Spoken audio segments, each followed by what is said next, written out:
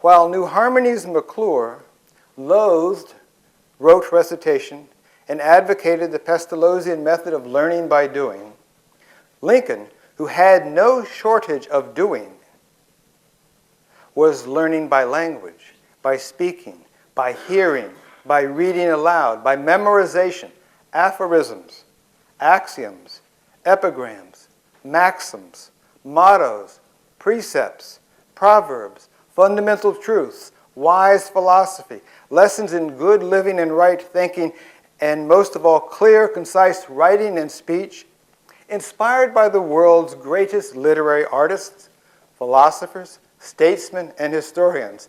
He was learning to think and to speak as well as to do. The preaching he heard was not bad either. It filled him with a hatred of slavery, as well as a certain distance from superstition. His family was in the Free Baptist thinking tradition. Lincoln once said about preaching, "I don't like to hear cut and dried sermons. When I hear a man preach, I like to see him act as if he were fighting bees." An historian at the turn of the last century somewhat romantically says that many of these early pioneer preachers were gifted with a rare eloquence, inspired always by the grandeur of their theme, communing daily with nature. How many preachers get to do that now? Communing daily with nature while on their long and solitary journeys from settlement to settlement, favored by a very near approach to the source of all inspiration, nature and God, and freed from conventional restraint. How many preachers are freed from conventional restraints? These men almost always moved the hearts and wrought upon the imagination of their hearers, as only those gifted with rare eloquence can. Not just preachers, but politicians also shaped the language making of Lincoln. A man named Ratliff Boone lived just 12 miles from Lincoln's cabin. He was a powerful and good speaker. He became governor of Indiana. And of course there was the country store, Gentry's, at the crossroads of 4 townships. Storytelling was the whole culture there, the whole shebang, the whole ball of wax. It was the next best thing to going to the courthouse, which Lincoln also frequented just to listen. By the time he saw his first printing press in Vincennes at the age of 21, the 210-pound, 6'4" Abraham Lincoln had become an able and eloquent orator and a clear-thinking writer. From his mother and from his storytelling father, to the schoolroom, to the woods, to the village store, he had learned to talk and was about to try his hand at writing for the papers. Lincoln had set sail on the sea of language. The education of Abraham Lincoln is, in the last analysis, the spiritual formation of Abraham Lincoln. Of all the things he knew and then said, what mattered most was how his language reached towards something spiritual. If education is, as we have said, the process of mastering a language, be it words, music, numbers, visual images, etc., and then expressing that language, then what Lincoln learned in the end, by the war's end, is what he had first learned as a young reader of Hamlet. There's a divinity that shapes our ends. Rough hew them, how we will. What he further learned and spoke, simply as the biblical prophets had, was how as a nation, as well as individuals, we will learn those ends, those divine purposes, through suffering, sometimes for our wrongs, and sacrificing for virtue and the common good. Lincoln led and shaped America both as the hand of providence and as the humble and suffering servant of the unknown mystery of providence. His political speeches became teachings, and his speaking transcended political themes. He became a prophet forming the American spirit. And people accepted him in that role more and more as he lived, and sought him in that role, and have sought him in that role more and more in the spirit. When John Steinbeck's son, witnessing the Lincoln Memorial, which includes the best of all of Lincoln's writings there on the wall, exclaimed, "Oh Lord, we had better be great," he sounds humbled, and he sounds challenged to a certain kind of goodness and greatness. We know what Lincoln-esque greatness is. We seek and need that kind of spiritual presence in our national character, which if we cannot find it again, we are, as the poet said, lost.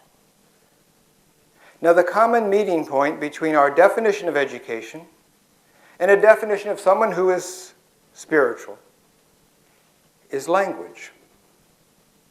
Lincoln would not have called himself religious or spiritual, but we can, if we look at his educated use of the spiritual gift of language. Lincoln felt personally that he was predestined not to have faith. It had been determined, he felt most earnestly, that the grace and the mercy to believe had not been given to him. He never felt redeemed, only adrift as a humble tool in the hands of a mysterious sovereign God who was both creator and judge of all human outcomes. This he called the doctrine of necessity. And it is, at least in a secular form, compatible with the Calvinistic belief of the doctrine of predestination, prominent in the churches that he would have grown up around. Lincoln's words became more and more the voice of an astounding revelation of the mysterious will of God and of God's awesome justice. That is the story of this Abraham. Lincoln's identity can be defined as religious and fitting the model of the ancient Hebrew poet and prophet. The biblical prophets were as poetic as they were prophetic. The role of the biblical prophet was to speak to the issue of how it is that God's will and justice determine the outcome of national life. Here is how Lincoln's language fulfilled that role. The prophets of the Bible, all in one way or another, gave voice to the evident distance between the will of God and the current life of the people. It's a dangerous job. Lincoln took up the work. Lincoln sent a note to the newspaper editor Thurlow Weed, thanking him for the positive remarks he had made to the mildly received second inaugural address, suggesting that it might be a while before the address was appreciated. President Lincoln said, quote, "Men are not flattered by being shown that there is a difference between the purposes of the Almighty and themselves. And certainly we are not so flattered." And that is just what Lincoln had done.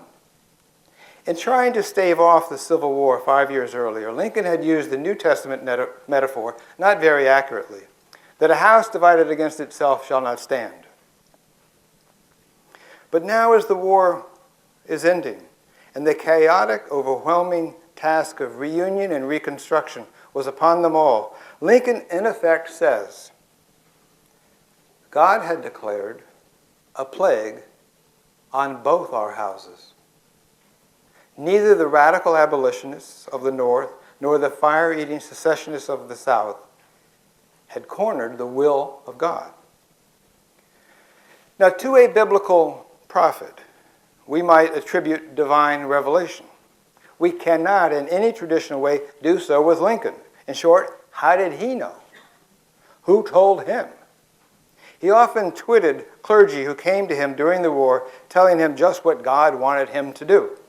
Lincoln would say, "Would you not think, gentlemen, that God would also tell me, since I am the president?"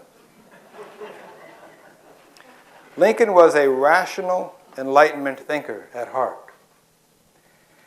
It was the education of Abraham Lincoln that told him, that prepared him and enabled him to come to the same kind of language that we read in the Bible. In his book, Lincoln, The Biography of a Writer, Fred Kaplan demonstrates the role of language in Lincoln's life. He became what his language made him, says Kaplan.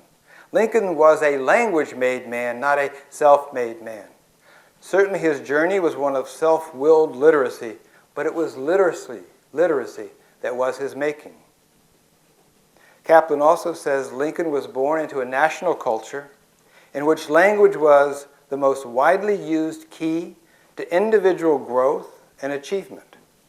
This is not self-evident to us now.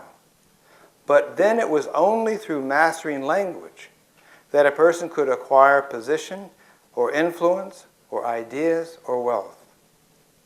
Language was the technology, the media, the therapy, the tool of persuasion in a way it is not in our diluted world. The overarching purpose of language, from the Pilgrim Puritans to the evangelical Christian founders of Illinois College in Jackson in 1828, was to teach religious, moral, and civic virtues with and through words. But language holds something more than a lexicon of values. The Unitarian minister and philosopher Ralph Waldo Emerson took Lincoln partway to that more that language holds. When Lincoln heard Ralph Waldo Emerson's lecture on self-reliance, what he heard Emerson say was that power was when a person found a way to become at one with the natural world. In other words, to be powerful was to obtain your share in the real nature of the world. In an image, we could say that what Lincoln had grasped was something like this. There is a river out there. It is powerful, and it is on the move. It is history in the making. It is America. Find your way into the river. Language was Lincoln's river. But language, especially as Lincoln knew and expressed, was more than the Enlightenment language of logic and observation and explanation. Language did more than empower a person. Language might empower you to navigate a river, but what about the power of the river? What say you to that, Mr. Emerson? To Lincoln and his poetic spirit, language helped the mind to grasp that there is a power that is greater than one's own to shape history. Lincoln was a deeper thinker than Emerson. Self-powered reliance was only part of the story. Why? Because something else, something awesome and mystical was going on, something beyond. For Lincoln, the best word for that something else is the word yonder. This is the word Carl Sandburg used to describe that special quality of Lincoln's mind and heart, his sense of yonder. It is only through such a sense that the mystical mystery of a divine will, something inscrutable, can be made known in given language. This, his profound sense of yonder, is what separates Lincoln from any president we have had, from most of the intellectuals, journalists, and media people, and all but a few of our poets and religious leaders.